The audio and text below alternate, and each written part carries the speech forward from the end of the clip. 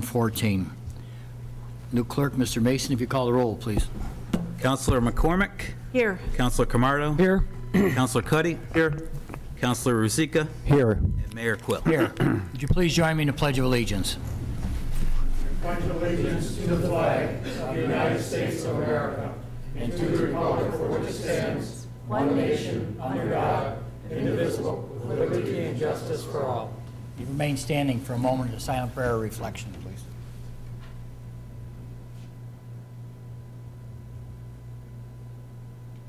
Thank you. Please be seated. Start out with our public to be heard, and clerk, if you'd read our rules and regulations. At this time, we will open the public to be heard portion of the council meeting.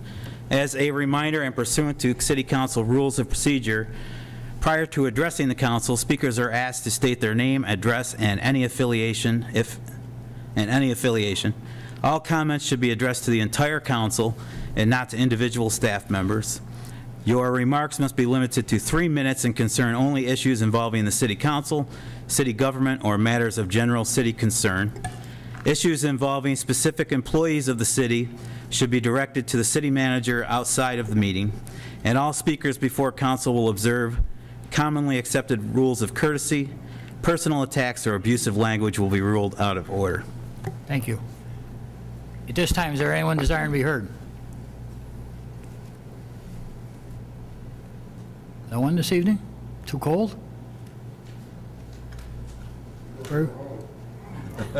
I'm sorry? We'll close that portion of our meeting. Council, we have 2 sets of meeting minutes to approve. The first one is for December 23rd, 2013. Do we have a sponsor? Councilor Camardo, seconded by? No second? I'll second that. Thank you. Councilor Ruzicka. Discussion? Clerk, if you call the roll, please. To approve the minutes of Monday, December 23rd. Councilor McCormick? Abstain. Councilor Camardo? Yes. Councilor Cuddy? Abstain. Councilor Ruzicka? Yes. And Mayor Quill. Aye. Now the meeting minutes of January 1st, 2014. Do we have a sponsor? Councilor Camardo, seconded by Councilor Cuddy. Discussion? Clerk, if you call the roll, please. Councilor McCormick? Aye. Councilor Camardo? Yes. Councilor Cuddy? Yes. Councilor Ruzicka? Yes. And Mayor Quill. Aye. On the previous vote, what was Mr. Cuddy's vote on that? Abstain. Abstain, thank you. Presentations, proclamations? None? Public announcements? Please. Thank you, Mayor. I asked the mayor if I could just take a few seconds to extend my thanks to the council for your appointment to this position. I look forward to working with everybody here at City Hall. I want to recognize a lot of city workers that have had the opportunity to work with back when I was on the council in the 90s and the early part of the 2000, 2001. A lot of people still around, and a lot of new faces as well, but it's been a really fun week here. A lot of people with a lot of wishing me well, and look forward to getting to work with everybody. I do want to recognize the 3 staff members of the clerk's office, Colleen LeMay, the deputy clerk, Jessica Corcoran, and Melissa Simmons, who have been working all month in the transition from Councilor McCormick to myself and holding down all the work in that office and doing a great job. I would also like to recognize Councilor McCormick and thank her. She's spent a lot of time with me over the past few days, at the end of last week and then again today for the afternoon, and her and I will be working together over the next couple of weeks as we transition this thing off. But I would like to thank the mayor and council members and the city manager and look forward to working with everybody. Thank you. Thank you. Anything else under public announcement? No. Thank you. City manager's report, Mr. Selby. Mayor, a couple items. The portion of the Franklin Street transmission line that was isolated earlier in the week is now in use. Water's fully restored in that segment. and we're out of the woods. Now the second segment will be, it's been isolated, it's basically drained, and everybody's being served off alternative piping networks. So that isn't quite the pressure cooker that this other segment was, and that's being replaced now. I do want to say a special appreciation to our Public Works Department, especially Tom Gaybeck and his crews, because they worked from Monday morning to the early hours of Tuesday morning to help make this interconnection possible. There were some problems, some glitches along the way, but true to their commitment, they just kept working through sub-zero weather through the night, and we thank the fire department for bringing some generators out and other departments for their assistance, but it was Tom and his crews that were in the trenches working on this project with the contractors, so I wanted to acknowledge them. Second item related to water as well is just to get the word out for people that might have been contacted about water meter replacements. The city is in a program right now to replace all residential water meters that are 10 years old or older. There are 5,252 homes in Auburn with those meters. This replacement is part of the city's effort to improve the accuracy of its water monitoring and metering and counting, and to reduce meter reading costs by the installation of automatic remote meter readers. Of the 5,252 homes, 689 have been completed, and 900 other residents have scheduled appointments. You should receive, if you're one of the homeowners that has one of these older meters, you'll get a postcard from a company called Inline Services. And some of the questions we've received, is this legitimate? Or are these just people trying to sell something? They are legitimate. They are part of this city's program to replace the water meters. So we'd ask for your consideration in following up with them once you get that postcard. So if there are any questions on this program, or you have an issue with the meter replacement program, I'll ask that you contact Bill Lupian at 255-4132, or my office at 255-4146. Yes, Councilman. Doug, if possible, could you write a letter or a memo and have it on the website? Because I have too. I've received calls from people wanting to know if this company was legitimate or not, and they had many questions about it.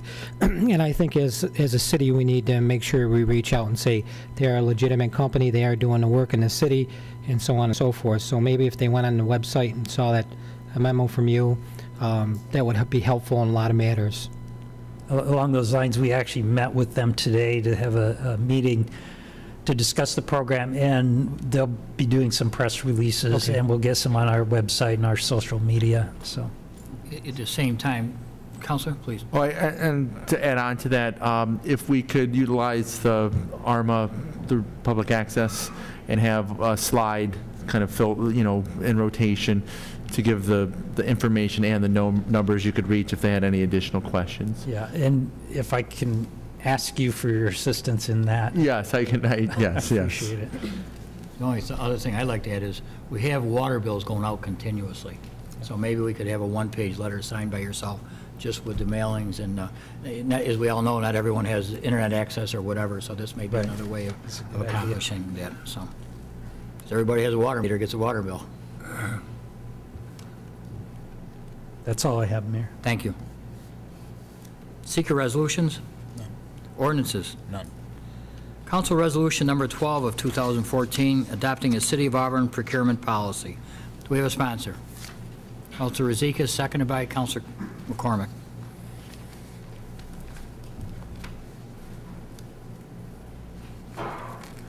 Council resolution adopting a City of Auburn procurement policy by Councilor Rozika, seconded by Councilor McCormick. Whereas the City of Auburn has annually adopted and maintains a procurement policy regulating the requirements for competitive bidding and public service contracts to be consistent with state law in order that taxpayers may receive those goods and services at the lowest price reasonable. And whereas the general municipal law of the state of New York requires that a municipality review its procurement policy annually in order to update and confirm the policy with any new legislation which may change competitive bidding limits. And whereas the staff at the city's purchasing agent office and the corporation counsel's office have reviewed the current City of Auburn procurement policy and have determined that it is compliant with all of the provisions of the New York General Municipal Law, and whereas it is necessary that the City of Auburn formally adopt a procurement policy for the year 2014, therefore be it resolved that the City of Auburn procurement policy is hereby adopted as being compliant with New York State General Municipal Law, and that all of the terms set forth in the procurement policy are continued and authorized in its current form. Discussion, council?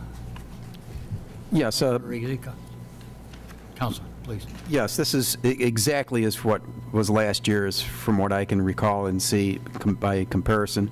There are no changes, correct? Yes, there's one change that as different amendments may be made to the competitive bidding law for Where's that changing? services. It's the last paragraph. It just says that we're going to conform with all current and future laws so that we'll be compliant with, if there's something done in this next session, we won't have to come back here and amend the whole process. It'll cover that, any new regs. Okay, so that was just item 7. Yeah, otherwise It's there identical. have not been any major changes within the last year. Okay. Clerk, if you call the roll, please. Councilor McCormick? Aye. Councilor Camardo? Yes. Councilor Cuddy? Yes.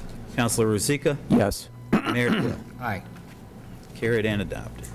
Agreement Resolution Number 13 of 2014 for the mutual aid assistance by local law enforcement.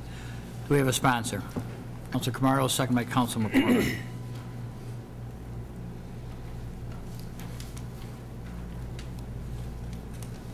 Agreement resolution for mutual aid assistance by local law enforcement, sponsored by Councilor Camardo and seconded by Councilor McCormick.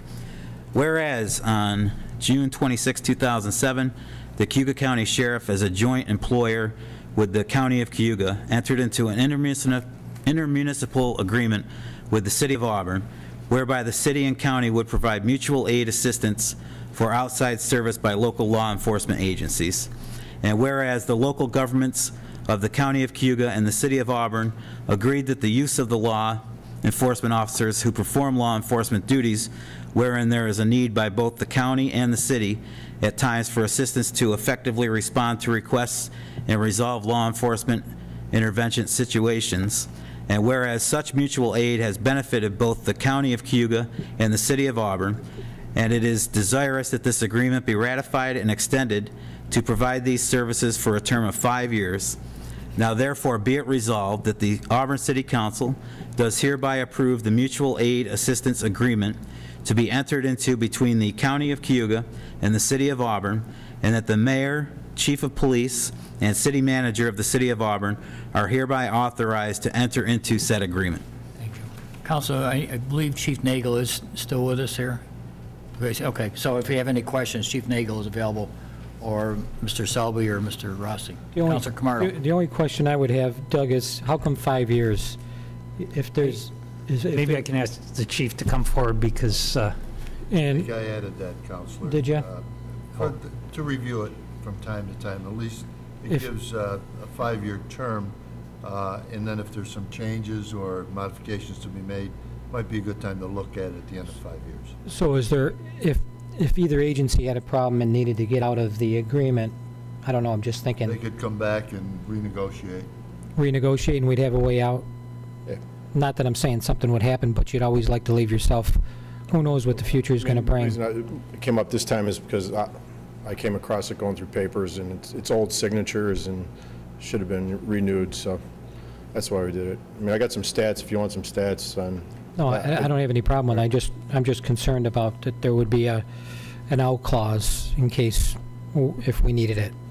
Yeah, I don't see any reason why there wouldn't be... There's no monetary consideration here. It's merely an exchange of services, and like any agreement, if the parties decided that they wanted to terminate, either So one we could. access it. That's all I had. Thank you. Counselor Zika. Yep. Chief, if you could kind of elaborate on how useful this has been for you in the past, in your history so far. Let me give you some, I went back to 2011, did Chief, last could three. you pull that microphone a little closer? Did the last 3 years, 2011, 12, and 13. In 11, there was 45 mutual aid calls with the police department, 44 in 12, and 34 in 13.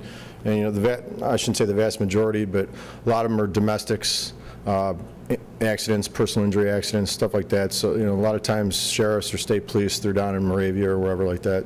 Such areas where they're out of place, or they only got one person on the road. So we go secure the scene. It's been beneficial. I mean, you really can't put a price tag on it. I'm not going to sit here and tell you that it's, tit for tat. That we do, they come into the city as much as we go out in the county. But if you look at it from purely as a safety issue or saving lives, however you want to put it, I mean, last year we had the standoff out on the lake, and we sent our ERT team out there, and our team put it to rest within a few hours. And this guy was shooting out the back door and across the lot, so it was a pretty volatile situation. And for us to go out there and put any type of value on it, except for just taking care of the problem, and nobody gets hurt. That's where it's been. So it's alarms, house alarms going off, and they're far away. We go there if we're busy. We go there, we know it's secure, we let them know, we let dispatch know they're on the way, and, if we need to go to our calls, we go to our calls. And so, we prioritize what we're doing also. And if we need to stay there, we stay there, so. Okay. Chief, not too many years ago, we had an incident on East Hill, and I believe the Onondaga Sheriff's Department had some people in here online. Is that included in this, or is that completely separate? No, that's separate. It's completely separate. But, with the Sheriff's Department, I talked with Sheriff Walsh, and he always offers. I mean, it's not even an issue. It's just I call him up, and he'll just give us help if we need it. Okay. Yeah. Just there's for instance there, just to expound on that, the homicide we just recently had. I contacted the sheriff because obviously about the weapon and looking for the weapon. Obviously we didn't have the manpower that I wish we had, and I called Sheriff Walsh, and he kindly sent us the academy class that was in session at the time. So he gave us an extra probably 20-some bodies that we were able to search the woods and stuff for. So it's just do it for each other. Okay, thank you. Councilor McCormick. Chief, does this, I don't know if you can answer, does it work the same kind of concept as the mutual aid for fire and rescue? Same kind of theory? I mean, I'm not real with the fire. I'm sure it's in concept. It's got to be fairly similar. I know. I don't know. Only know this because I sat through. Does it work where I know it was asked in the past? Do you incur overtime for this kind of thing? Could we? Yeah. And so do you ask for compensation from the? I think in the agreement, it's part of the agreement. We didn't get a copy of that. So I think in the agreement, it's a copy of it. So there would be the same kind of thing that we do for other. I'm not familiar with the fires, so I mean. Well, haven't we had to? Isn't that come up before about overtime for different? So I just was curious if it's worked the same way. That's all. I mean, I would say probably, to put a number on it, 80, 90%, maybe a little bit more. Most of the time, it's people that are working already. I think probably the only time I've seen where it maybe ran into an overtime thing was the standoff they had out in the lake where there were shots fired.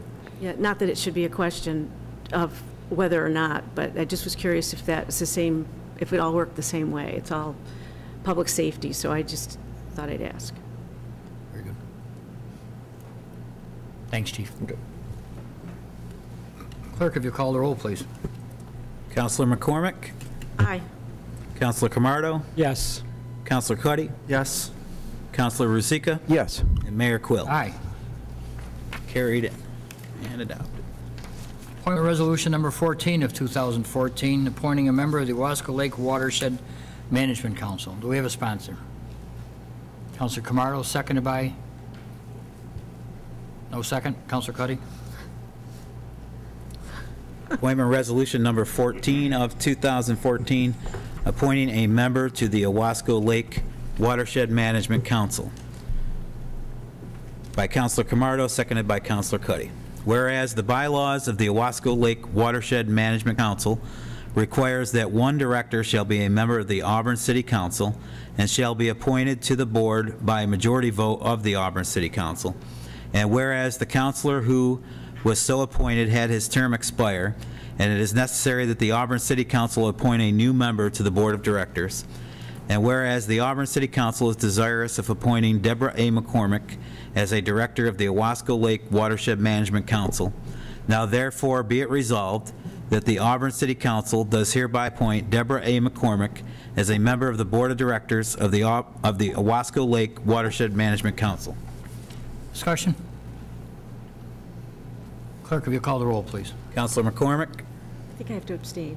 No, No? actually, you could vote for yourself under this circumstance because this is not an appointment to a city department, and it's a non-compensated separate entity, so. I can vote for myself? It's at your discretion if you want to vote for yourself. I think it's a great idea. I vote aye. Councilor Camardo? Yes. Councilor Cuddy? Yes. Councilor Ruzicka? Yes. Mayor Quill? Aye. Carried.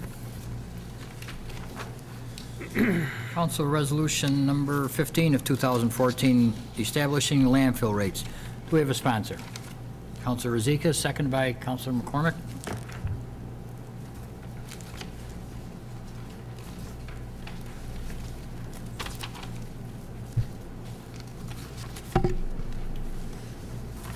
Council Resolution Number 15 of 2014, establishing landfill rates.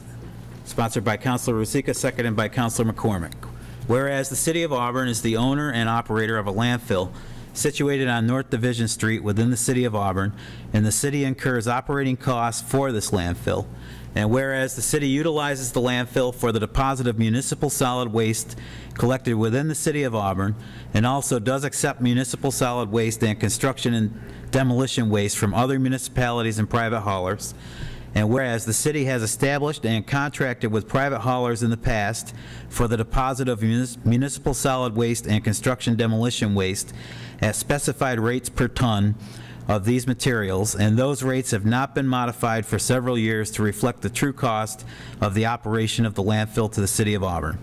And whereas the city has conducted lengthy studies related to the operation costs of the landfill and the necessity for adjusting rates to outside haulers, and as a result of the studies which have been contracted, the Auburn City Council does desire to establish new rates in order to establish agreements with waste haulers, and the said new rates should be as follows. Construction and demolition waste, $72.75 per ton, and municipal solid waste, $55 per ton. And whereas after agreements have been reached with private outside haulers, written agreements must be executed, and the Auburn City Council does authorize the mayor to execute the agreements in conjunction with this resolution implementing the new rates.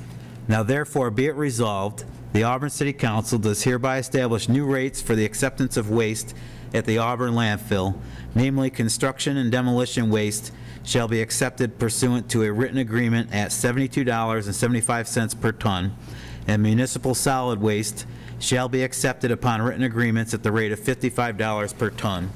And be it further resolved that the mayor is hereby authorized to enter into agreements implementing the rates for the landfill as specified in this resolution.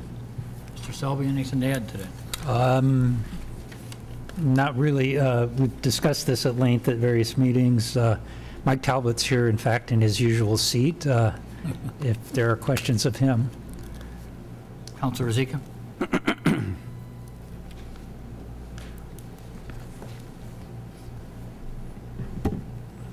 So first off, Mike, I'm sorry you had to get up, but what mechanism are we going to use to monitor this to make sure that that this is basically doing what we hope it does and is equally as beneficial to the city? Well, I think a period of probably 3 to 4 months to let it work its way through and see what the repercussions and ramifications are as far as tonnage. And I think what we need to keep in mind is this is all in the spirit of maintaining us at 60,000 tons to prolong the active life of our landfill. So, you know, it's really a wait and see. You know, we are probably going to lose some, but, you know, we'll just have to revisit it. And we can do biweekly or, you know, monthly updates, which I think we should, and make sure the information's out there to the mayor and council. Well, I was going to suggest that if we could either at least revisit this again with some the number crunching from your end of it, so we can make sure that we're not doing something that's going to harm us. Sure. I guess I'll work with the manager on, you know, coming up with a reasonable kind of incubation period, if you want to put it that way, where then we can look at everything again. Mike, are you set, Counselor? Yes. Mike, at the same time, would you look back in the years past, for example, for the months of February, March, and April, as a fair comparison? You know, I'm sure. Yeah, well, historically in refuse, you know, your winter months are the slowest. People are less mobile. The holidays are just over, so historically January is a very slow month. So I think this will give us a good window to look at the end of the winter going into the spring. So, and then of course summer is every landfill's busiest month. And once again, this is one of our enterprise funds that is the only one that's in a competitive market. So, you know, supply and demand principles. There's a lot of supply out there of landfill space right now. So, and we all know people are buying less, and you know, we've discussed that. So, you know, there's a few things working against us, but all we can do is wait and see. Very good. And then react accordingly. Councilor Camardo. Mike, I'm glad to see we're finally moving ahead to try to recoup the costs of the per tonnage at the landfill. As you know, just to give everybody a little bit of history, we've been selling a city asset for below our costs and filling up space at the landfill. That's why we increased the tonnage up to 90,000 tons a year, and hopefully we're going to reduce that now down to 60,000 tons so we can preserve space, because we do have a lot of debt. We got $6.4 million in debt that we need to pay on that. So if we can recoup our costs, in the meantime, still provide the service to the taxpayers of the community who paid for that service, and push the life of the landfill as long as we can, hopefully 10 years, and also recognize that we just bonded $4.9 million for the cogen, that we need methane coming out of that landfill so we can support the cogen facility. So I'm happy we're moving in these areas to start to rectify and look at our costs that we need to recover, and we need to preserve space in the landfill. So, thank you. Nothing further? Clerk, if you call the roll, please. Councilor McCormick? Aye. Councilor Camardo? Yes. Councilor Cuddy? Yes. Councilor Rusika? Yes. And Mayor Quill. Aye. Financial Resolution Number 16 of 2014, amending the adoption of 2014 Cuyahoga County tax rate and the City of Auburn share of the Cuyahoga County Community College charges. Do we have a sponsor? No sponsor. Councilor Cuddy, seconded by? Do we have a second? I'll second it.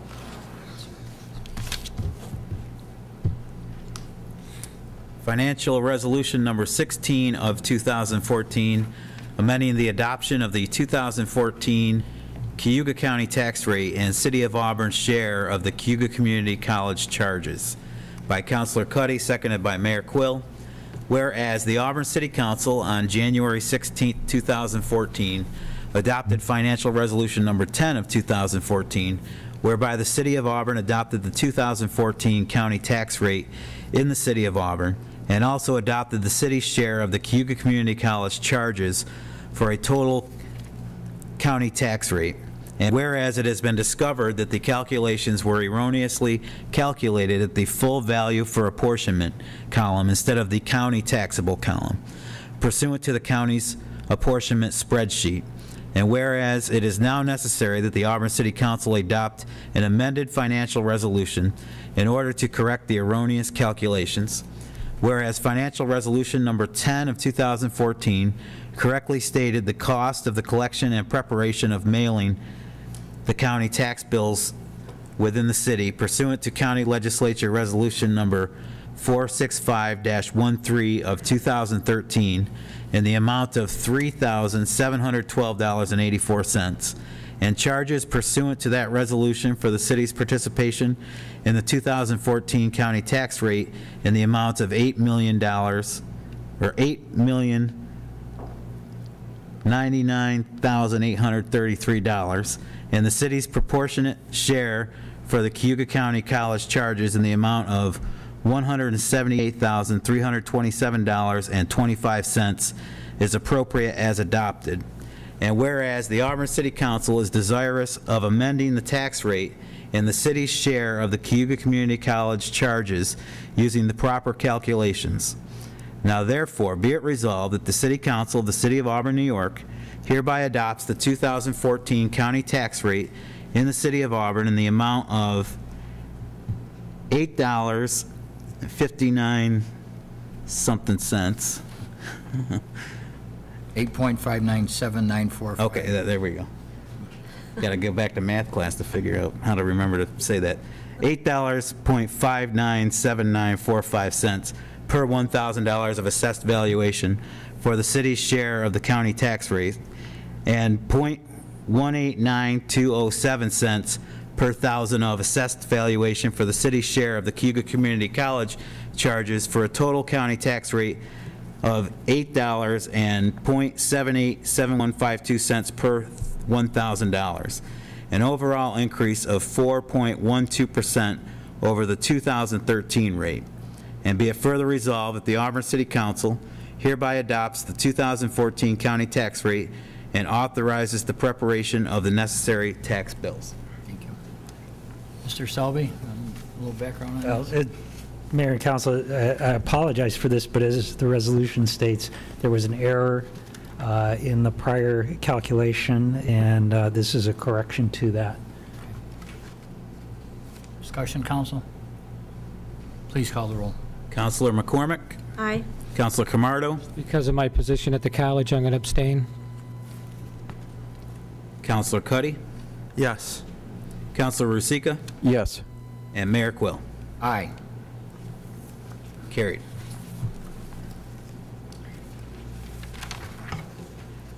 Table legislation, Council Resolution Number 5 of 2014, approving the settlement of the pending litigation by FLH Incorporated, challenging the real property tax assessment of the inn at the Finger Lakes. Do we have a sponsor? Councilor McCormick, seconded by Cuddy. Councilor Cuddy, excuse me.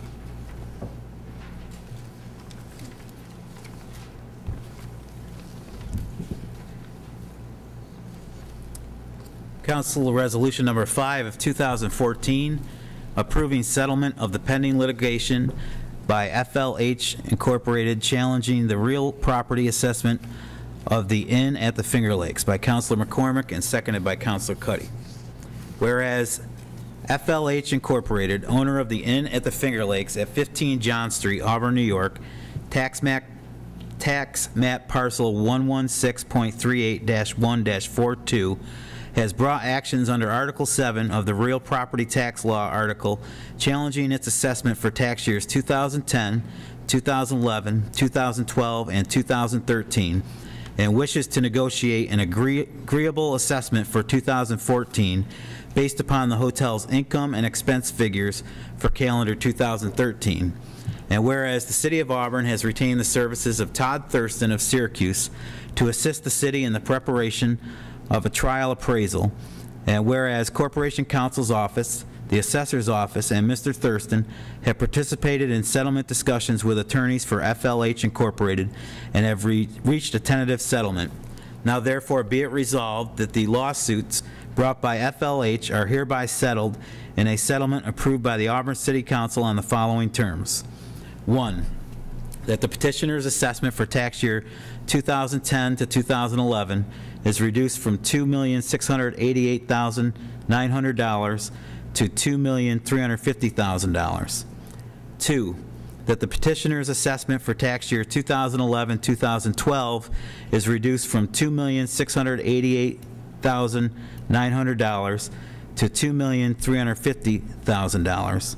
3, that the petitioner's assessment for tax year 2012 to 2013 is reduced from $2,688,900 to $2,350,000. And 4, that the petitioner's assessment for tax year 2013-2014 is reduced from $2,688,900 to $2,350,000.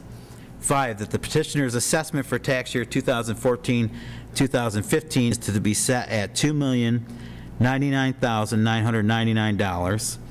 And 6, that the parties and their successors in interest waive RPTL Section 727, and that the settlement for the previous tax years does not bind the parties for tax years 2015, 2016, 2016, 2017, or 2017, 2018. And 7, pursuant to the settlement, FLH Incorporated shall be entitled to a tax refund for the 4 years commencing 2010, 2011 through 2013, 2014 in the amount of $20,663.51.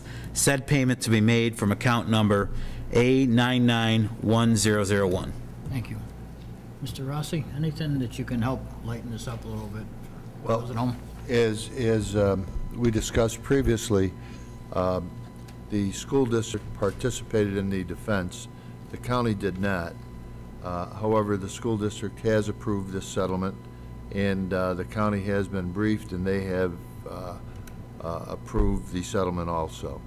And it is a matter that should go forward to resolve this issue because there are several other certiorari cases behind it, which may or may not go to trial. This does not bind the city beyond the current taxable year,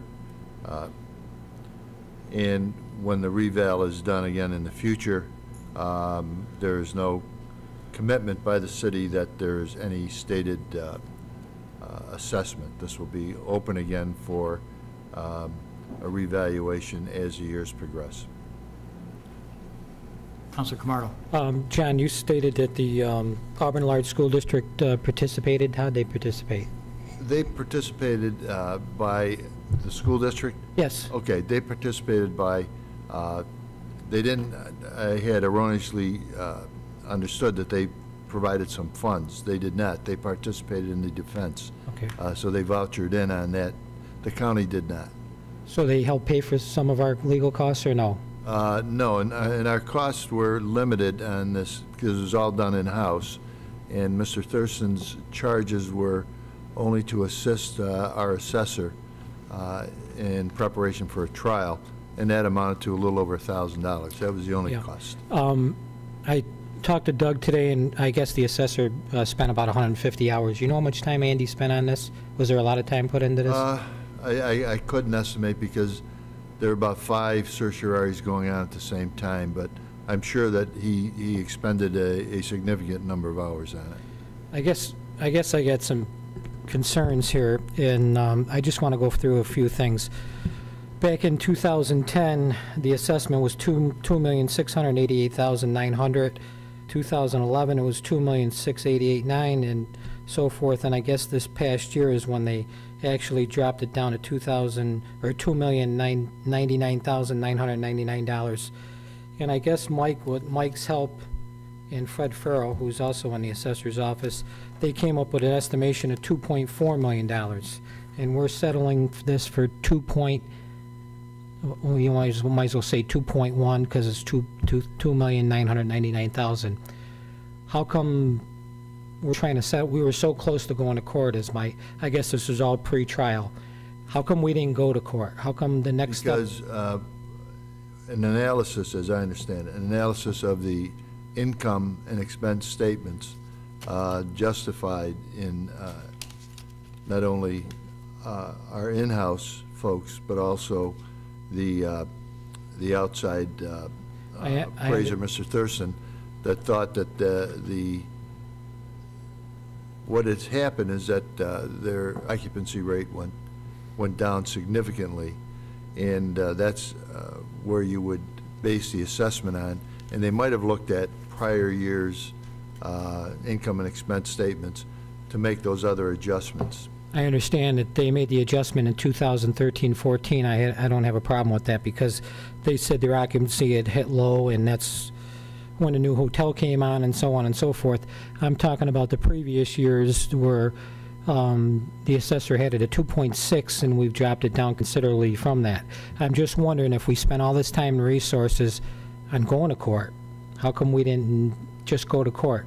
Well, there are times when, you're doing preliminary discovery, getting information, and I think this came together late last year where they were able to analyze and make an adjustment. And some of this is, for the purposes of settlement period. And as you will note that as the current city assessment and the agreed upon number was fairly close for 3 years, and it dropped appreciably in the last year. And I think that was due primarily on their figures. Well, the last 3 years have been about $350,000 in a dispute, is what we settled to compared to what they wanted. But because I looked on the internet and I saw that in the city of Corning, they just went through a similar court case with Walgreens, and the court ruled in the city's favor. And I'm concerned here that, are we going to be opening up a door that let's make a deal? Because we got a lot more cases coming forward, and I'm concerned, how do you build a budget upon certain assessments, and then we're going back after the fact and we're making these deals and they're going to cost us $20,000 plus all the time Andy put in, which is billable to the taxpayers, all the time the assessors put in, which is billable to the taxpayers. And I just have a concern on how we move forward to make sure that we're all on the same playing field here, that we're not making this, I'm concerned that we're putting out there that we're going to be looking at the city making a deal on all the assessments coming down. No, that's not the case. But that's the case people can assume that might happen. Only you have to isolate it to this case, because we have already tried a Rite Aid case up in Rochester. Mm-hmm. And all of the other, there is 2 Walgreens cases and a second Rite Aid case, all of which are scheduled for trial. We have not received a decision on the first one. It's very interesting that you mentioned that there was a Walgreens case in Corning, because that has been, there are hundreds of cases dealing with drugstores in what we call the 4th Department, which is basically Syracuse west to Buffalo. And these are being heard by judges in Rochester. And so I'd be interested in looking at the final decision on Walgreens. But we have not entered into any settlement agreements with the drugstores, and it's my understanding that this has been a statewide issue with their assessments, and most of them have gone to trial. And statewide with this hotel, or with different? No, with the drugstores. Okay. So that's a wait and see, but we haven't entered into any other negotiations. But I'm just worried about precedent, that we're going to be sending the wrong message out there, that we're here to make a deal on some of these things. And if we're on good standings, which I think Mike did an excellent job, and I think his people that he prepared with said we're on excellent grounds. I don't... Counselor, the only thing I would add is every case is different. Sure. And we are not hoping, and have not set any policy in our office that will throw in the towel on all the other cases. I mean, we have to look at them on a case-by-case basis. I'm not saying I understand where you're coming from. I'm just, yeah. What's the message the city's sending by us approving something like this, is my concern. Councilor Ruzicka? Yeah, I cannot help but, I share the same concerns as Councilor Camardo. To me, I mean, we were very close. Maybe it would have been better if we charged ahead. The idea that of an expert opinion should have weighed heavily, and I'm sure that they would too have their expert opinion. Given the fact that this is going to end up lowering our basically our revenue stream for this particular building. In fact, we even got to pay them back. I am too concerned that we may be sending the wrong message. Anyone else? Clerk, will you call the roll, please, in regards to council resolution number 5? Council Resolution Number 5 of 2014. Councilor McCormick. Aye. Councilor Camardo. No. Councilor Cuddy. Yes. Councilor Rusica. No. Mayor Quill. Aye. Carried. Other business. Reorganization discussion by codes transfer, Mr. Selby? Mayor and council, this is one of several items that we'll bring back to the new council that's been discussed on prior meetings. Unfortunately, tonight, Chief Digert's out of town. Brian Hicks has had a medical emergency with a family member. Jenny Haynes is here. I fear that if we start discussing this, you may have some questions that our department head in fire needs to be here to answer, or our chief code enforcement officer might need to be here. But we're willing to go ahead, Jenny and I, to the extent you want to have the discussion Personally, I tonight. prefer to hold off Yes, so let's we wait can for have them to everyone be here. here. So Okay. everyone understands what the other said. So. Okay. And we'll go into the budget if we may, Mr. Selby. Yes, Mayor and Council, actually to replace this item and not to prolong the meeting, but I had time to put together some really, really preliminary budget numbers. We're starting to be able to do some revenue projections and some savings projections for next budget year. So I wanted to share this with you. In front of you is a handout. Yes, Do you have this on a slideshow? I do. If you want me to stand over there, I can. Well, find it I think on it'd be the nice screen. for Okay. everyone to see it.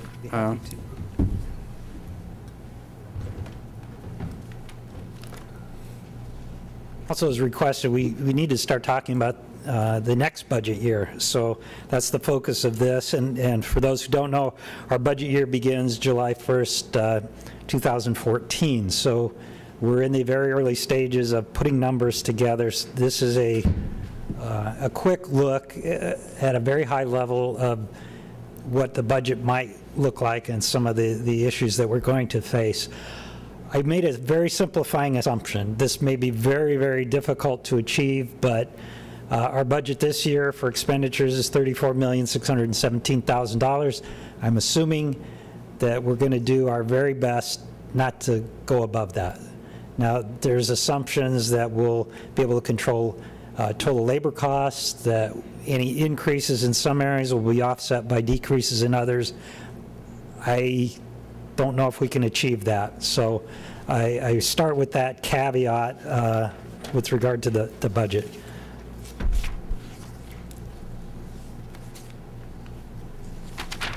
A couple major expenditure changes that we're comfortable forecasting at this point for that upcoming year is that the transfer we had last year of $800,000 of general fund money to the power utility fund, that will end because of the buyout of the system. Yes?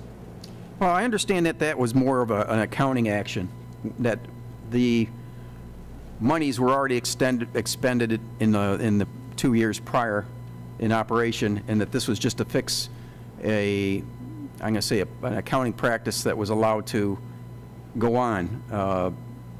And I believe that that's how it was presented, however it was perceived otherwise. So to me, this was just basically cleaning the accounting house. We didn't actually spend $800,000 last year.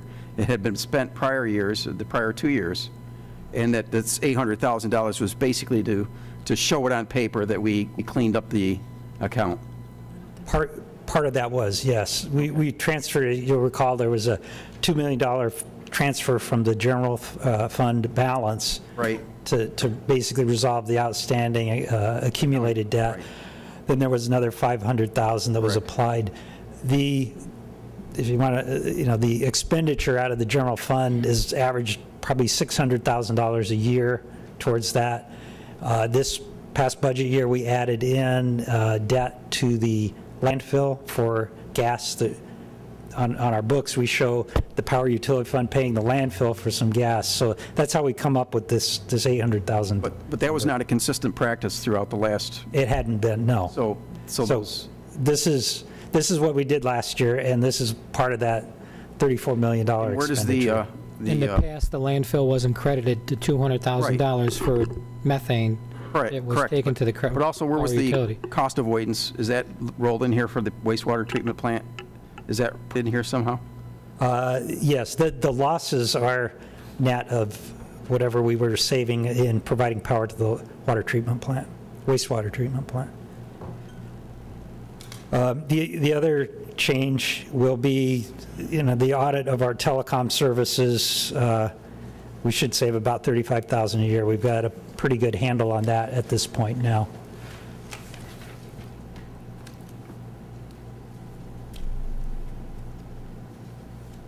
The revenue forecast, based upon what Mike Burns reported last week about the change in assessed valuation, I've assumed that maybe conservatively we might lose 25% in appeals and so forth, but that we sustain the balance of it.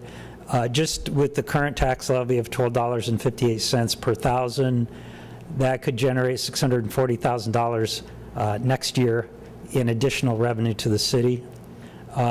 If the tax cap was, or the tax levy was raised, but within the cap of about 1.5%, it would provide another $187,000. We're assuming sales tax to be flat at this point. We hope that it goes up to date. It has been basically tracking with about the same as last year.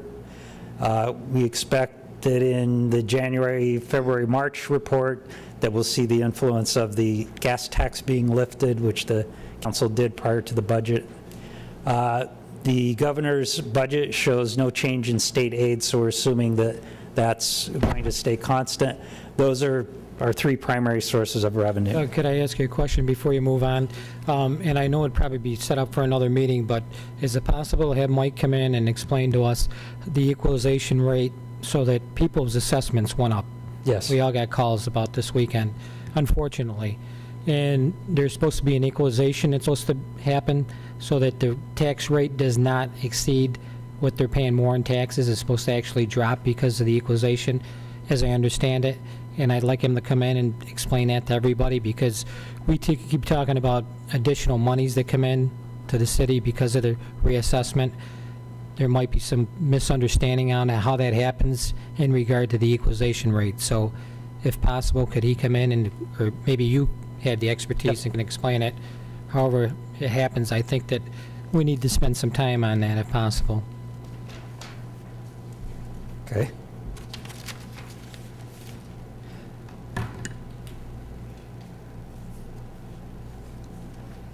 Okay, again, very high level. Not considering the expenditure and revenue adjustments that I've just talked about, I'm saying right off the top, there's a $2.6 million gap. That's how much we took out of our fund balance to balance the budget that we're in this year. So that $34,500,000, $2.6 million is from a source that's not being replenished. And today our fund balance is around $2.9 million. If the expenditure reductions that I've identified are used, the gap will close to $1.76 million. And with additional property tax revenues, and assuming that the council doesn't do anything with the tax levy itself, the gap would decrease to $1.12 million. So I put together a few options here that could be used to balance the budget. Close the gap of $1.12 million with the fund balance. That would deplete the fund balance below the 10% level that we'd like to see it be at. We could, again, the council makes these decisions, not me, but I just ran a calculation. If the tax levy was raised 1.5%, as has been done in the past 2 years, that would generate some additional revenue. As I mentioned before, $187,000.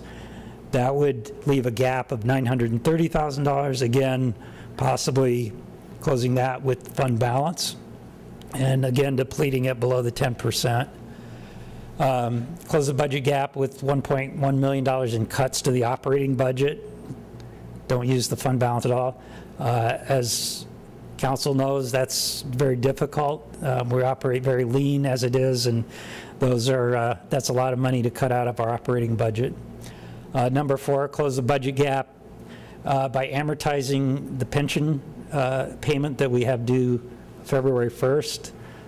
That, if we did a full amortization, that would actually leave $100,000 more in the fund balance. Yes. Doug, didn't we pay that bill? The council voted not to amortize.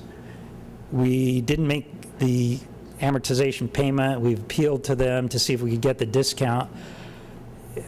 While we were waiting for their action, which hasn't been forthcoming, we've just kept the money in the bank to draw as much interest as we can. So the payment hasn't been made to date. It's due February 1st. Well, we passed paying that back in December, I believe. We could have paid it on No, December but 15th, by December 15th. We passed to pay it on December 15th. The council's prior action was not to amortize.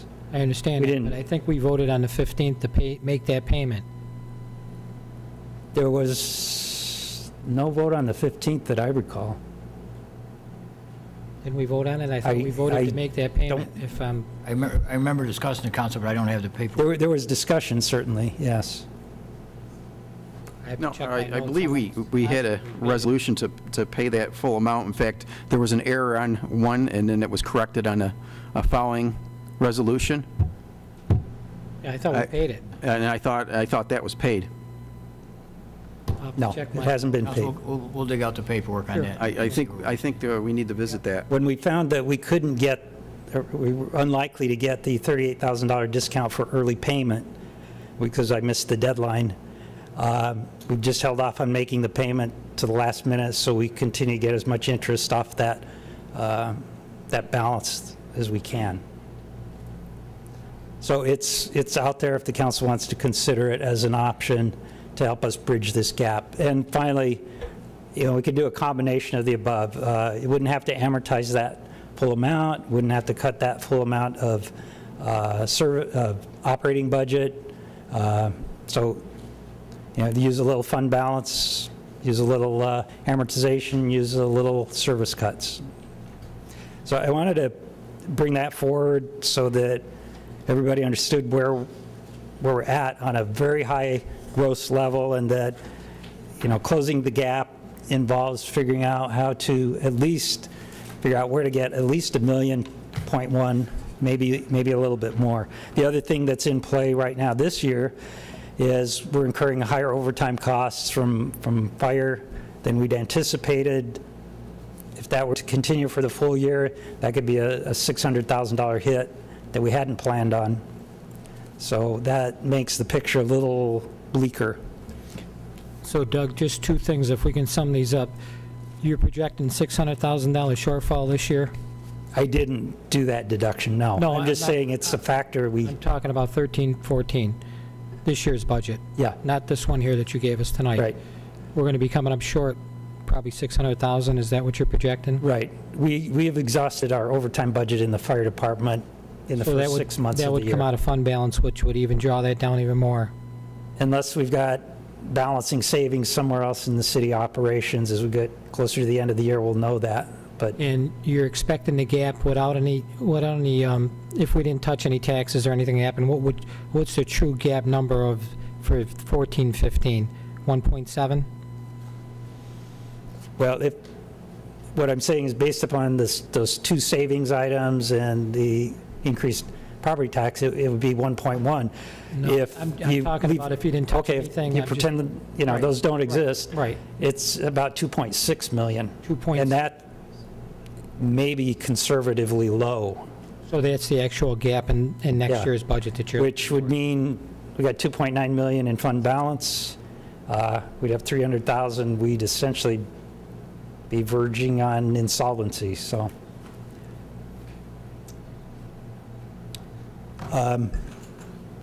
Just as a refresher on the pension amortization, if that's an option, there's over 200 municipalities are in these kind of programs. It's a 10-year program. It sets a percentage contribution for future years if we get into the program. Interest is 3.67% a year on the unpaid amortized amount. We can prepay at any time and stop the interest payments. So it's kind of like a mortgage. If you pay it off early, the interest stops. They call it pension leveling. Some of the jargon is used to describe it that way. So there's the potential in year 2, year 3, that our percentage contribution on the graded rate could be higher than the actuarial contribution. In that situation, the extra money that we're paying is applied by the pension system to any amortized amount that we owe. So we don't lose the money, it goes to pay the debt.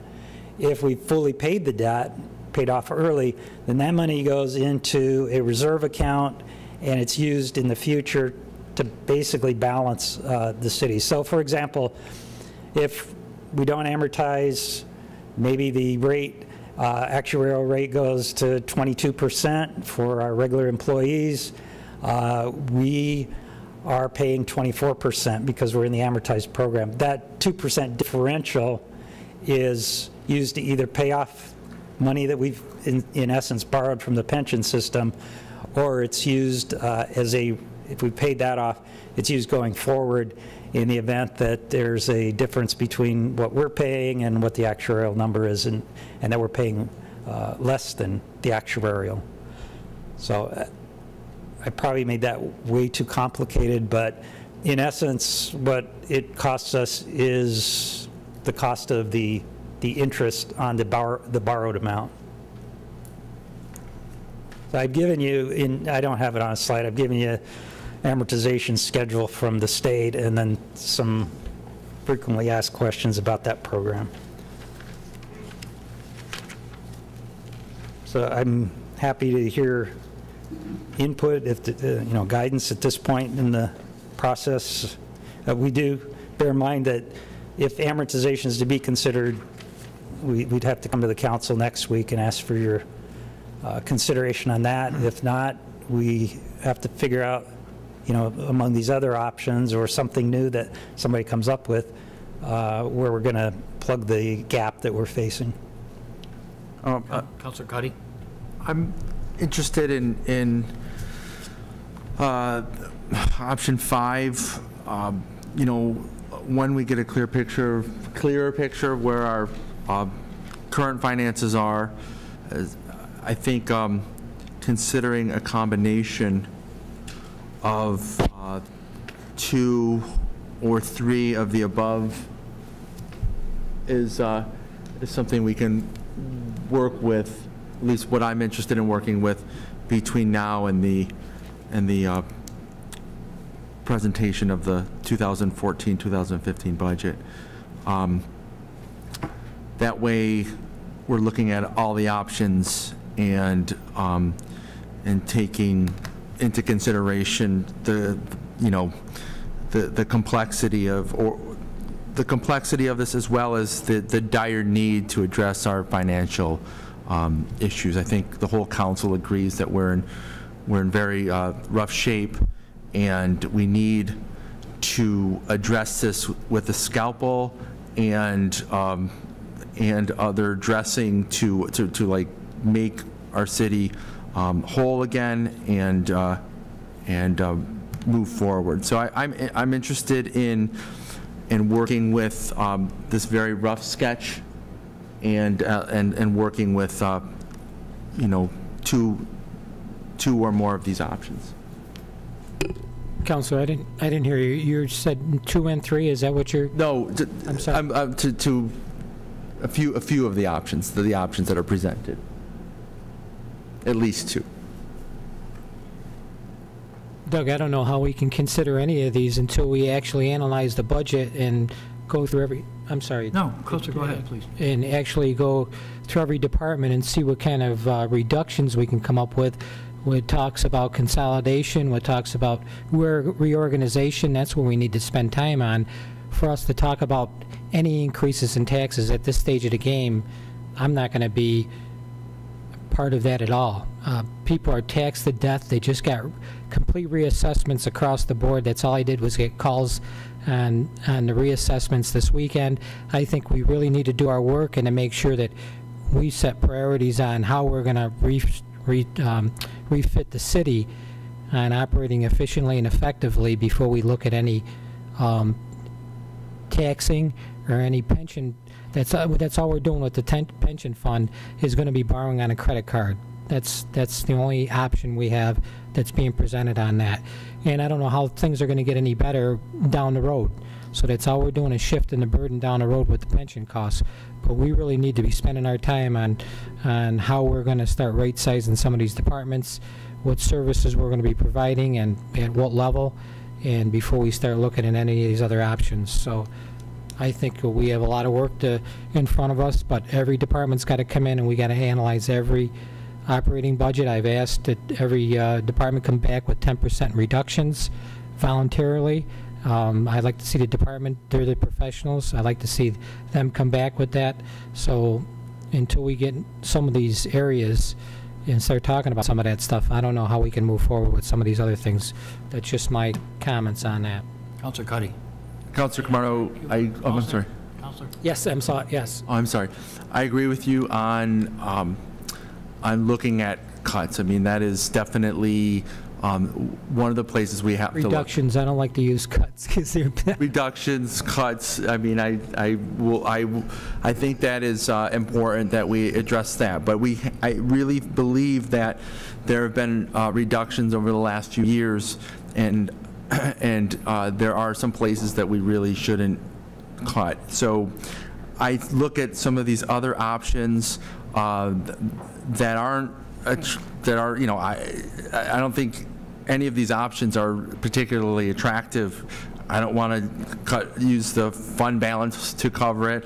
I don't want to raise the taxes. I don't want to, you know, I don't want to make any more reductions, and ideally, I don't want to borrow money. But I really believe that to really address this in a way that's going to show the taxpayers, show the city that we're considering all options before we move forward. So I do want, again, I think that these are all tough choices, and there is a way to, I think there's a way that we can work between all of these options to come up with a very agreeable budget that will show the city of Auburn that we're looking out for their best interests, and we're going to, you know, I think that combining some of the options will end up helping this next budget cycle. Councilor Zika. I have to follow on to John's. Until we can prove to everyone in the city that we've looked at our operations, made adjustments to our operations, made efficiency improvements in certain operations, and there's obviously, you know, we're going to have to look at it and find and I can see there's some low-hanging fruit, obviously, in some areas. We need to look at this before we even talk about any increases in taxes. We have to show that we're doing our due diligence in making our government as efficient as possible. If that requires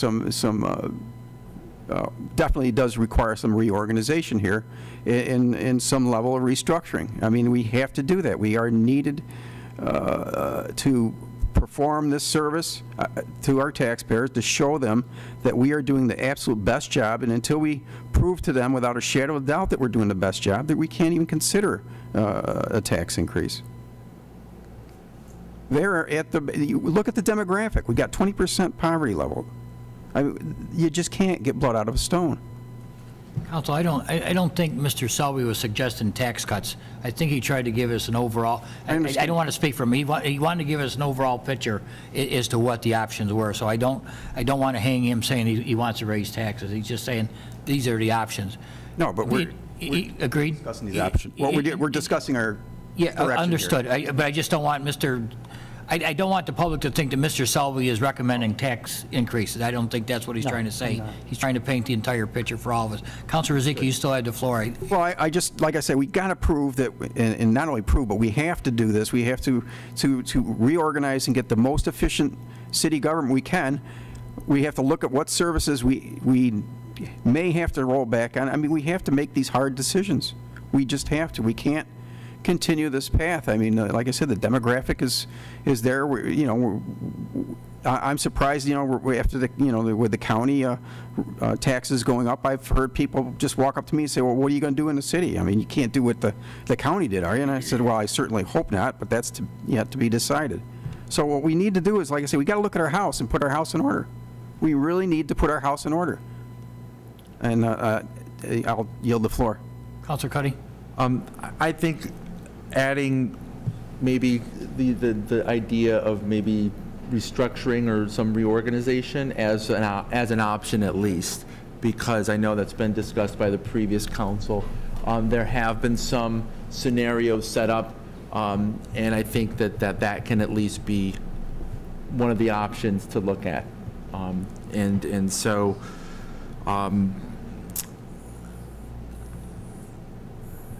there's some terminology that I don't understand from Councilor Zika. Low-hanging fruit. I just want to know what that means. Low-hanging fruit means things that give you the greatest opportunity that are achievable easily. Okay. I'm sorry. Councilor? Meaning any of these things, not necessarily. Well, it means whatever the opportunities there that can do the service. Either we adjust the service level, things like this that give us the biggest bang, that is the best thing for the bottom line as far as the taxpayer is concerned. We have to improve our operating efficiency. There's no way about it. Okay. And if it it's going to, obviously it's going to require restructuring. The departments that have restructured, like I know the chief of police restructured his department. He did an excellent job there.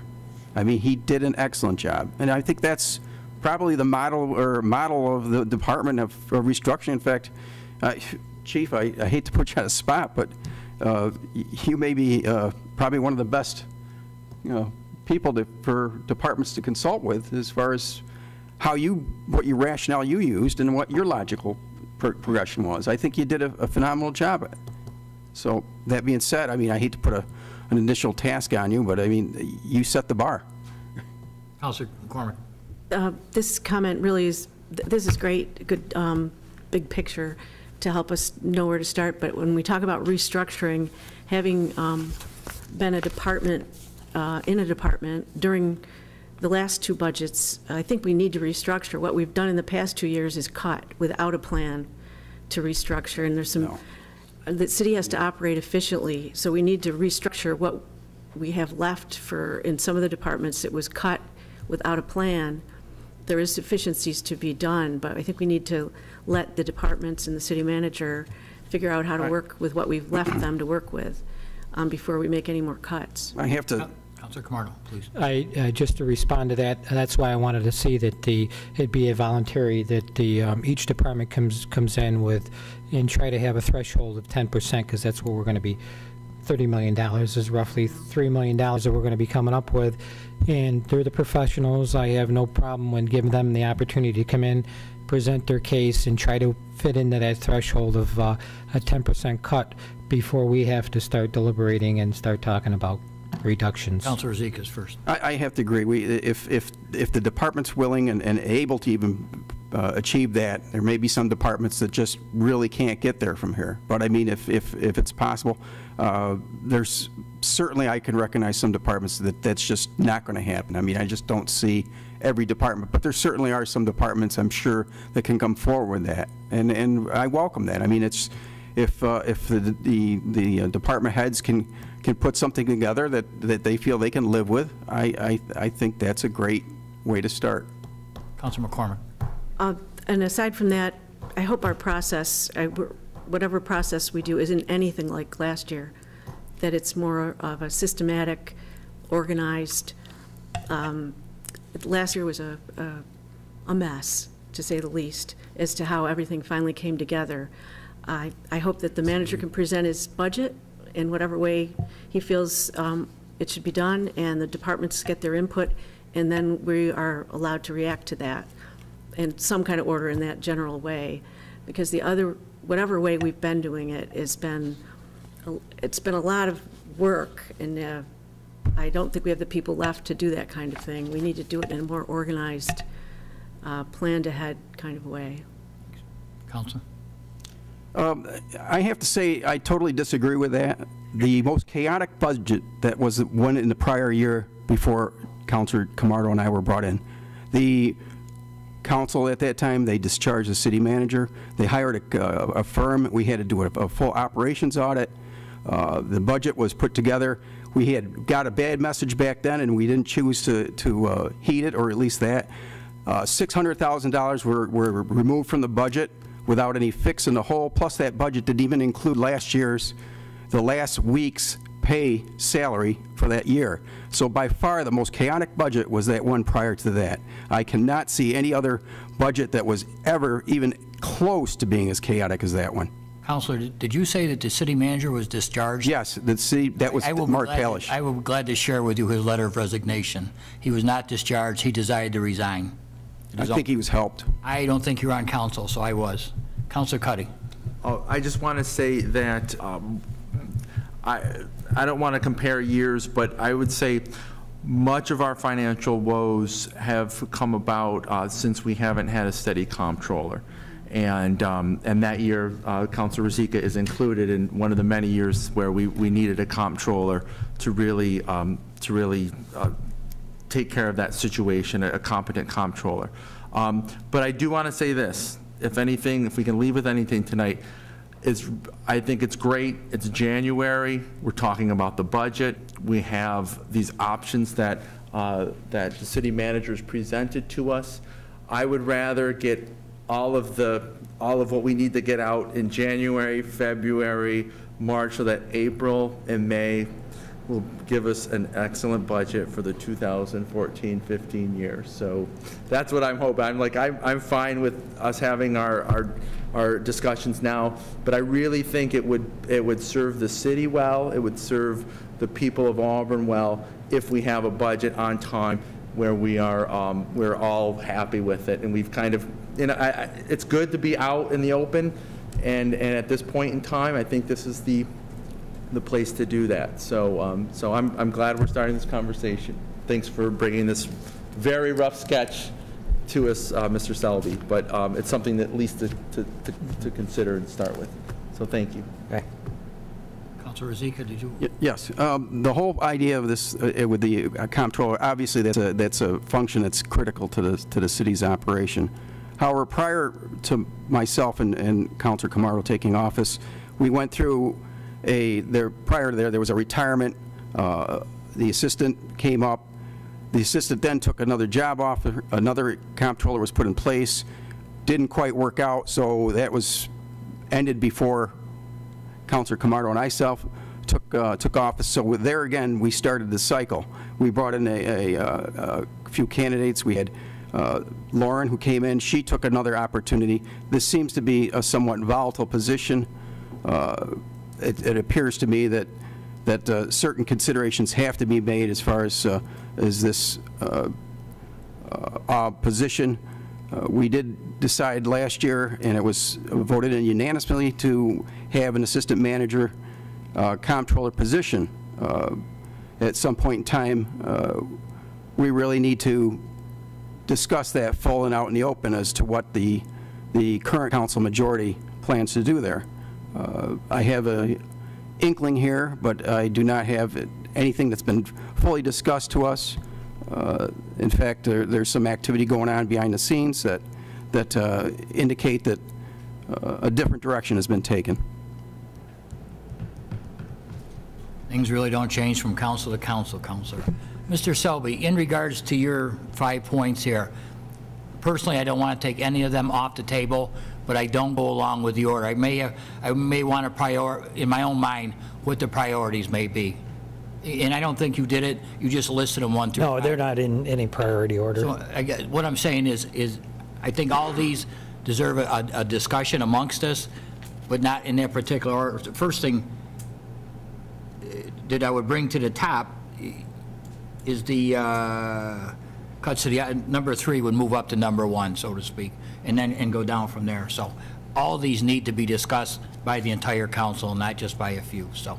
I thought you were going to say it, and you were going to bring number 5 to number 1, combination of all the above. Well, When it's on number Counselor, 1. I don't even count that. I'm saying. I'm trying to in my take and, mind, give you- The 4 of them You didn't see it. deserve discussion, good discussion, and I'm sure it will come down to a combination of 1, of 2, 3, or 4 more. Good to So. see some smiles out there after the last Well, they were discussion. falling asleep here, we're getting kind of long-winded here, so. One time-sensitive issue, Mayor, is option 4 will expire February 1st. Okay. So, A resolution. not to put pressure on, but if you want any element of that, you know, whether it's 1.25 million, 1 million, 500,000, or any element of amortization, that one is going to go away. So if council doesn't want to consider that, we'll scratch it off the list. If you do, then we need I need some kind of a Direction. indication that it's worth bringing it back. Councilor Rozika. I think we need to look at those resolutions that were passed. I do believe that we said that we weren't going to borrow money and that we were going to go ahead and pay these. There was nothing in contingent upon. We said we were going to appeal for that monetary savings, nothing saying that if it didn't happen that we were not going to change our mind. So I think that the amortization of that budget item for pension cost, I think is set to be paid by resolution in December. Councilor Cuddy, did you have your hand up? I was just interested in the timeline of, you know, if February 1st is the like what needs to happen just to at least have this option on the table. I mean, whether, and in the, I mean, obviously, you know, we can, whatever the resolutions were, they were, but I mean, if everything is, if this current council is interested in at least humoring this, what needs to happen? February 1st is the date that we've got to wire the pension payment to the state. And how much If we is- fail to do that, it's 4.3 million. If we fail to do that, we'll accrue interest at 7.5% on the whatever we don't pay. So that's what we're facing as far as not meeting that deadline. So is it, we need a resolution? I move to put a resolution on for next week to, is that what you're looking for? Some, Could I ask you to defer just 1 second? Sure. And I'd like to get some input from Councilor Rozika, Oh, and then I'd like to speak, and I think I may address your question. okay. All right, Mr. Rozika? Well, like I said, we had that money in the budget for last year to pay this. We had a resolution that didn't quite cover it. We've corrected that, and to me, that's off the table. I think that money should have been that money should have been spent and paid off that pension cost. So I don't believe there should be any consideration for amortization at this time. Maybe next year, but I think this year it's off the table. Mr. Selby and Mr. Rossi, would you look at the resolution that Councilor Rozika is referring to? Yeah, we'll have to look at the record. Right, and if there's a possibility we can go to pension smoothing, I would ask for a resolution to be brought back next week. If we are knocked out of the box, please notify the members of council that we're out of the box. But Yeah. Mr. Selby and Mr. Rossi, I'd ask you to look at that and give us your opinion as to where we would be. Is that fair enough, council? Yes. Okay. Council, I remember us talking about it. I don't remember what the resolution. I'll bring my copies, and I have the copies I of that. trust you with your copies, but I also trust Mr. Selby and Mr. Rossi, so. Could I just? Please, last of course. thing? I think we're in charge now. You know, we've talked about this, and I tried to stay away from it about talking about what's happened in the past, but we really need to move forward on addressing the situations. We're going to spend a lot of time on it. Doug, thank you for coming early like this. I welcome this.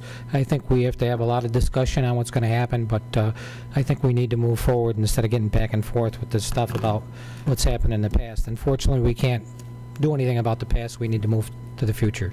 It's the only thing we have control over. So that said, thank you. Thank you, Mr. Selby. Council, your turn for other business. Council I Camardo. just had one thing, and it wasn't put on the recap last week. John, I had asked about the a follow-up on the terms on the 8 appointments. Yeah. So if we could just keep that on the recap. Yeah, we're And- working on that. Okay, good. I appreciate that. And Mr. Mason, I had asked a few weeks ago, and hopefully this can stand, that things would stay on the recap until we, you know, had a resolution to those items, and because it seems like we get on so many different issues that we forget what we're on. So if they could stay on until, you know, we sign off on them, I appreciate that. Councilor Rozika. Well, actually, I had a recap item that we keep these on the agenda as a list of recap items until they are fulfilled or moved off the table, or off the page, I guess. And to me, that's not been evident in the meeting agenda that I seen today. Part of the things were, like I say, again, to keep the recap items on the agenda until they are satisfied or they're deemed not needed to be fulfilled anymore, or that they're totally satisfied. I asked also if we could have information regarding the billing for sewer services looked into, and updates on the department budget performance. We have some new numbers from December, and we really should be looking at these right now to see how we closed out the calendar year. I know the mayor here asked if he could arrange a meeting strictly for discussing budget, department budgets in this coming year in the next couple of weeks, and that's an item that's on the recap list that, again, should be addendum to these meeting minute, to the agenda. These things are, I think, are some very important points. If we don't keep track of them, then nothing happens with them. Councilor Rozika and all members of council, I understand, I agree with everything about the recap, but would you rather see that as part of the agenda, the open items, or is there some other format that's agreeable with council? So I got the recap in my packet, Right. which I thought was what you wanted, but from what I'm understanding, Councilor Rozika, you want it to be like an ongoing list at the end of in the agenda itself, council? Yes, I mean, we got recap of these items. They could be the date that they were in there, and the date, once they close, they get move off the list. Councilor McCormick, please. The city manager might be able to better handle that, but the recap has always been included with the packet, just for the following week, the previous week, and an ongoing list, at least from the clerk's point of view, because I happen to know it so well, would be difficult to manage, and that's where most of this comes from, because the clerk's office doesn't have the closeout dates, and it's a lot of managing different material, different departments, different things. I think in the past, if I can just tell you, the recap originated as a way by a council. They developed this. I think Mr. Mason was on the council at the time. Is that possible? I think we were some of the smart individuals that started. There were very clever individuals, yes. Because this happened at the end of the meeting, different counselors would have different things that came up, and they'd get lost. They'd go away and everyone forgot them. So what's different? May I finish? So they developed the recap, and they actually put it on the agenda, so that each individual, if you had 2 things on the recap, you made sure you saw them, that you tracked them. Mm-hmm. And you made sure that they got done, or Councilor Camardo, so that if you had an issue that you wanted taken care of, you knew when it was done and when it wasn't done. And that's what the recap was. Well, I asked for these items here. I mean, So all you need to do now is say, how's that, whatever it was, and check in with the city council, city manager or the department and see how things are. Okay, so how are they? If I may, Mayor? Please. You want to get in the middle of that? Not really. But, you know, we are going to put the recap items at the end of the agenda as we did this week's agenda. And if you'll recall, I used to put them in there, and then I'd put in how they were resolved or the due dates. I have to confess, I fell behind, you know, without a full-time secretary. I do keep the recap list on my desk. I check them off as they get done, but you know, it's just been hard to keep up. What I'll do is I'll try to reestablish what I've been doing, so you get a projected date or a comment that it's complete, and then we can scratch it off. Fair enough. I don't want to belabor this, but with the new e-agenda, is there a way that this can be done a little more easily, or no? No? From the former This is just my opinion. A recap is a recap.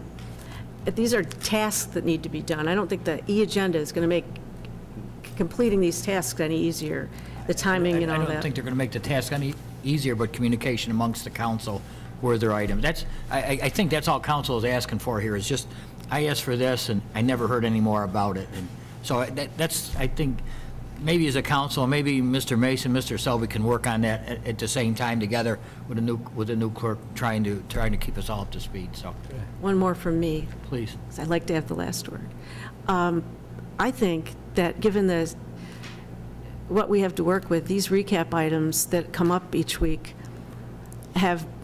are addressed, because I mean, they're attempted to anyway. If there's any resolution to them, staff has tried really hard to make them, to resolve them, to contact council. It may not show up here tonight at a council meeting, but I do believe, I know that most all of them are addressed within a week. I think they just, once again, I'm speaking for other members of council, I know maybe I you shouldn't. They just want to know there has been some closure made. And for example, something that Councilor Rozika asked for, I may not chime in, but I may be interested into the resolution or what was found out about it. And I think as a courtesy, just bringing it forward, when it's closed out, and we move on to the next one, so. Fair enough. And I got to say, Debbie, in a lot of ways, they might have been addressed, but the end result wasn't taken care of. You know, Doug might have said, yes, that's going to happen on such and such date, Right. but did it actually happen? And I'm not picking on you individually, know. but I'm just using that I know. as a reference. I just, so- my empathy goes more, it'll probably go away after a while. The further I get away from being an employee, I'll shake this thing that I have, but I do know how hard everybody works, and I just had to stick my nose in it. Anything else, council? Do we have a request for executive session?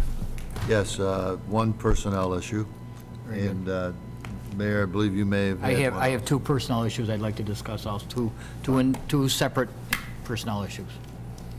This time I entertain a motion for executive session. Councilor McCormick, seconded by Councilor Camardo. Please call the roll. Motion for executive session, Councilor McCormick, Aye. Councilor Camardo, Yes.